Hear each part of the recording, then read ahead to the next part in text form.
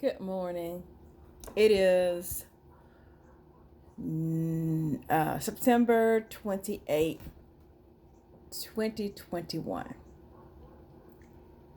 I find you this morning. I believe in good health.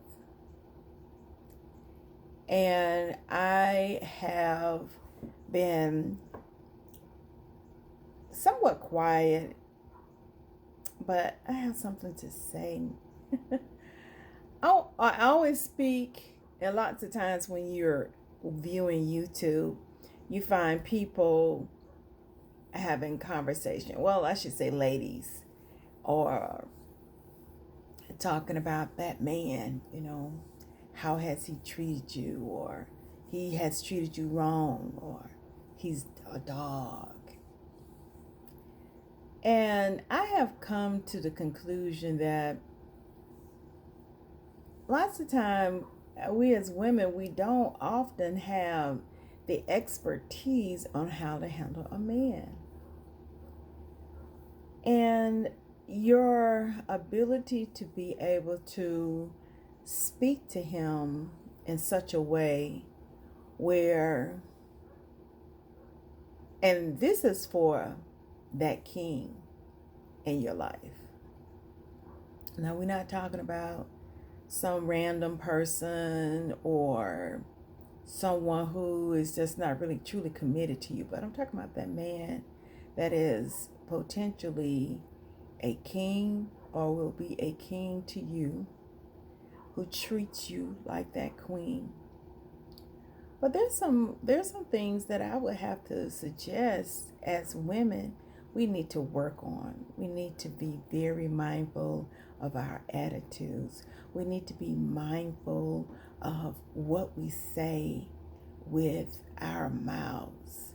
How crucial and how important it is to uplift the one that you consider to be your partner for life, your king, your your friend, your confidant, your partner that's going to be there with you for the rest of your life when your children move on, because they will.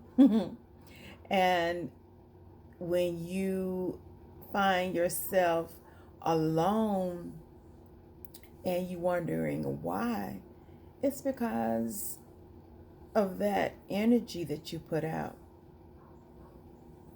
and the softness in your voice, um, the desire to please, of course, God first, but also to please your mate.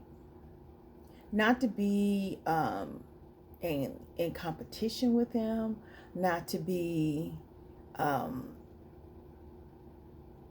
having having this position that I'm not for you, but I am. I'm for you. I want to see the best in your life. I want you to be the most creative, wonderful man to me, to our children, to society. But yet you still have those boundaries that you won't cross. That you're an upright man. That you love yourself, and that your friends that you deal with are men that are comparable, that you can trust, that you consider to be friends, long-term relationships that have proven to be good for you. When you come home from work, or when you've done your job, or when you have finished up that contract, you can come home and say, you know, you know, you'll know that I'm here for you. That I will say to you, what a great job. You're such a productive individual. You love me so much, and I appreciate you. Some of those nice things that people can say, and I'm paraphrasing this. Proverbs speaks about how a soft word can turn away wrath. You can gain so much more by just being sweet. You can be so not coming off too hard. And I've been there. I've learned more as I've gotten older, and I understand more. That is not necessary. I'm not in competition with my man. I'm not in competition with the world, and it's not me against the world, but he and I against the world. He and I triumph, making victorious moves in God, and that we are submitted to the Lord.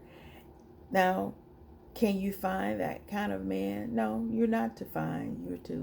You are to position yourself in such a way where you are approachable, a smile on your face, a generous word. Now, mind you, this is for that king that you are anticipating. Now, of course, you want to always have a good attitude and be positive. And it can be hard in these days and times. You find yourself wondering, you know, can I make it? But you can. And you can each and every day purpose in your mind to be positive, to be good, to speak with a soft voice. But yet, speaking with that soft voice that has wisdom and understanding and love and caring in it.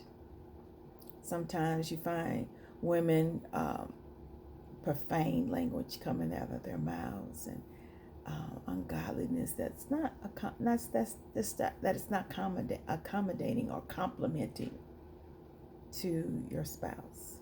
So be mindful of that. Love your children. Speak kindly to them. Don't let them see you in such a way with your spouse that they would think less of you, especially when it comes to your young women. Take it from me. I've learned so much, and I'm learning more and more. So this is just a little quick tidbit for today. Be in mind that your king is watching you, and that the love that you have in your heart will be seen in your attitude. Your attitude towards the Lord, and of course towards Him. Anyway, this is a small little tidbit that I have for you today. I pray that you have had a wonderful day, and if you haven't started your day, that you will have a great day. I thank you for listening and taking the time out to look at my channel. Always and I appreciate you. You have a wonderful day. Be blessed. I'm your Bloom Coach, Pamela D. Williams. You can always contact me at Life Coach Pamela Williams at gmail.com. I'm always available if you need to have a session. We can work those things out. Have a great day. Bye.